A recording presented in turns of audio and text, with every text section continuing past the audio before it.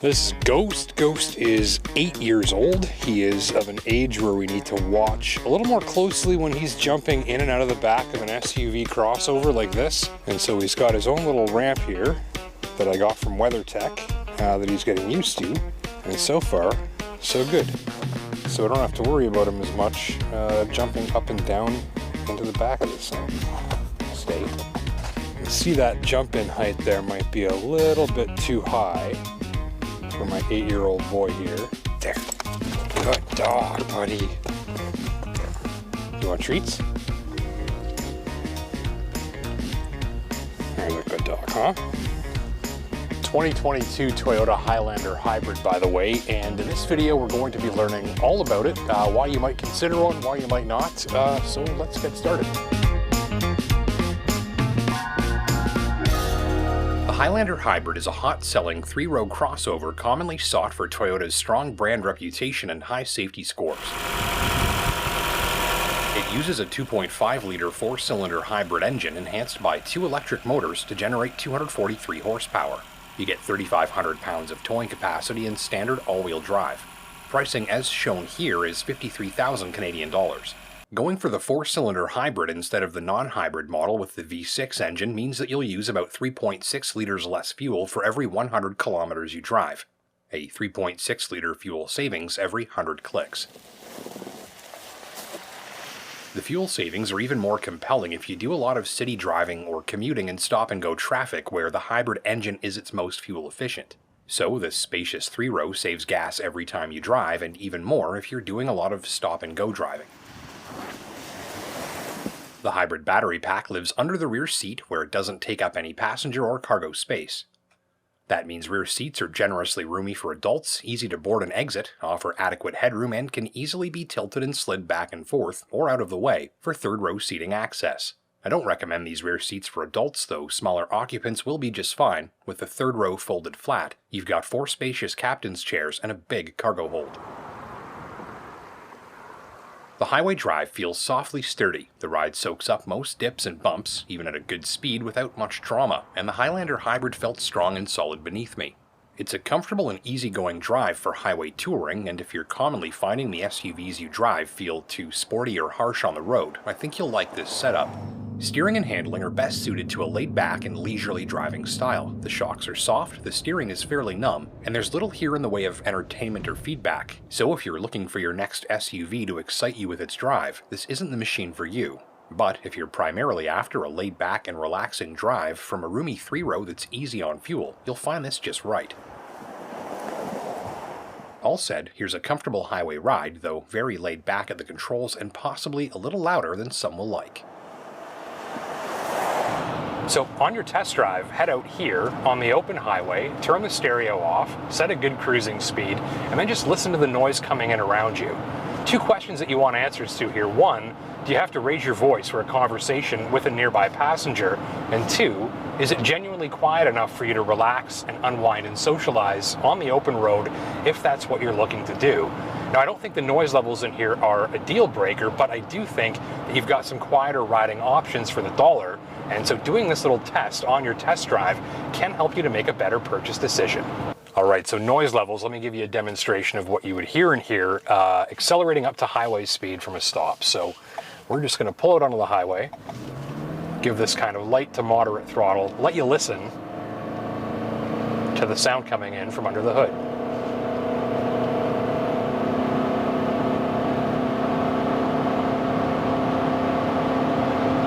And there's 110 kilometers an hour, cruise control set. So I think I can safely tell you this engine is not shy about letting you hear what it's doing. I had few complaints on Sudbury's chasm-covered back roads. Here, broken pavement, frost heaves, and the like do little to upset the drive. The long wheelbase and soft suspension keep things stable and sturdy, and while suspension and interior noise levels can creep up a bit higher than I like on surfaces like this, the occupants are largely spared from the worst harshness hurled their way from the road surface beneath. As it is with the highway drive, comfort levels are highly appreciable, though noise levels aren't as impressive. The Highlander Hybrid does its best work when you're driving it to really maximize the use of its hybrid engine's ability to save fuel. The engine draws on both gasoline and electric power, whipping up a constantly optimized blend of the two to drive you along. When you drive gently, keeping the power meter in the economical green zone, it's easier for the hybrid engine to run more on stored electricity and therefore less on gasoline. The battery is self-recharging. There's no plug, nothing to plug in. It just recharges automatically while you drive around, and it's that stored electricity that acts as a secondary energy source for the hybrid engine, which can be used automatically in certain situations to cut fuel use. Here's a closer look at how that works over time. Thing is, you get less power than non-hybrid models, 243 horsepower here versus 295 for the V6-powered non-hybrid Highlander. The Highlander Hybrid's acceleration and CVT transmission aren't likely to excite enthusiast drivers. Remember, this one's all about a comfortable ride and good fuel economy.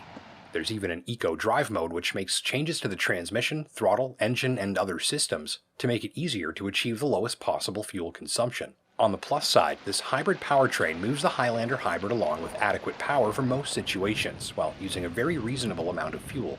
On the downside, another familiar complaint: it's not shy about letting you hear and feel when it's working. Apply more than a little throttle, and you'll hear and feel that engine grumbling away under the hood. So it's a wholesome choice where size, space, comfort, and especially fuel economy matter, though the Highlander Hybrid is outgunned by some competitors when it comes to keeping engine, suspension, and wind noise out of the cabin. The interior hits most of the right marks. There's a solid and dense feel to most of the materials and the way everything's assembled. Most of the dash feels soft and upscale, ditto the steering wheel and special bronze-accented seats. There's a button or toggle for everything, no need to take off your gloves and dig through layers of a touchscreen menu system. This makes for more straightforward operation, and while there are a lot of controls facing the driver, most are logically placed and become very easy to find and use before long. Storage is abundant too, with bins and slashes and cubbies and compartments all around, making it easier to keep your smaller items sorted and secured and organized on the go. No shortage of that tall and in-command driving position and visibility that SUV drivers tend to love. Add in the comfortable and fuel-efficient drive, and here's a cabin with plenty of easily accessible features and tech that also makes it easy to keep your driving environment tidy and organized. So on functionality and storage, this one's hard to beat, though tech-savvy drivers may wish for some more modern displays and graphics. Highlander's infotainment and digital instrument cluster screens both get the job done, but the interfaces, and especially graphics, are easily outgunned by competitors at this price point. Alright, so backup camera here, and digital rear view mirror just up above it. You should definitely know the difference between these two. This is a backup camera, this is not. This gives you a different field of view than the backup camera does. So when you're in reverse, you should be looking down on that screen for the backup camera. And when you're driving normally, you should be looking up here at the rear view mirror. So nice graphics on this, much wider view, unobstructed view, because of course with a camera feed, my view isn't obstructed by all the stuff behind me, all the body panels, the seats, and so on. So you can see from here a fairly limited view out that rear window. And in the digital camera mirror, no obstructions at all. If you don't like this, you can just flip it down, and then you have a regular mirror like this. But again, look at that. We've got kind of just a minimal view out the back. When we use the camera, look how much more we can see. And so I really think you'll like this feature because it makes it easy to gather quality information about what's going on in your driving environment. And we'll put some footage up to show this in action. So worth noting here too, this is the backup camera. This would be the rear view mirror camera, and there is a washer, little nozzle right here, that works to keep that image nice and clean for you. So how much fuel does this all save? The average driver doing 25,000 kilometers per year will save about 900 liters of fuel annually. If we Canadians assume the average fuel cost to be about $1.80 per liter, then that's a savings of about $1,600 per year versus the non-hybrid Highlander, and that makes it easy enough to recover the roughly $2,000 investment in the hybrid engine in less than 2 years with fuel savings, before it starts putting gas money back in your pocket. So hopefully those impressions help you to make a better purchase decision. Let your fellow drivers know down in the comments section below. Do you have one of these? Are you considering one? What else are you looking at? Hit that like button down below if you learned something new. And until next time, take care and drive safe.